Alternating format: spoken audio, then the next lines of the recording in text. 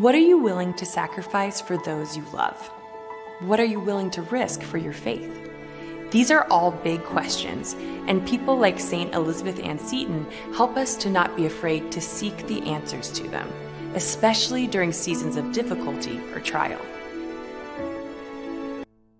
Elizabeth Ann Seton grew up in a Protestant Episcopalian area.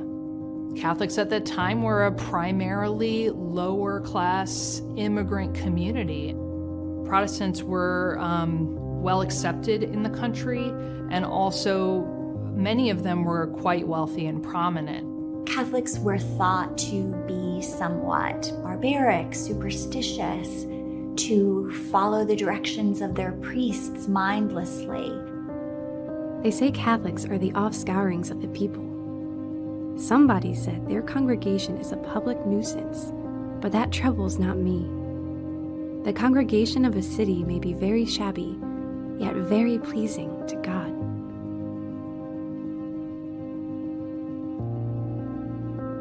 So here's Elizabeth Seton, a new widow. She has 5 young children, no visible means of support, and she feels drawn to a faith that is, quite frankly, alien to her friends and family.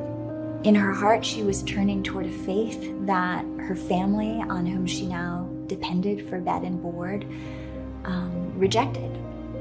Elizabeth had to contend with the misunderstanding and, in some cases, the outright hostility of some of her relatives and friends. They kind of just wished maybe she would find a nice Protestant man who could help to support her and her children. When she entered the church, she paid a price for that.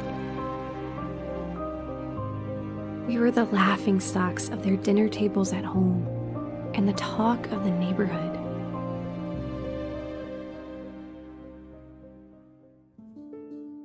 Her decision to enter the Catholic faith really was heroic and extraordinary. She didn't have to do that. In fact, everything in her life would have pulled her the other direction.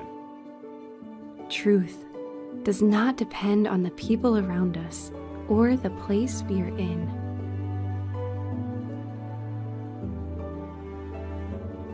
What it takes to really live as a Christian, it's being willing to risk something. It's being willing to sacrifice something for what you believe in. And Elizabeth Ann Seton did that. She took a risk when, at a time in her life, you would expect someone to draw back.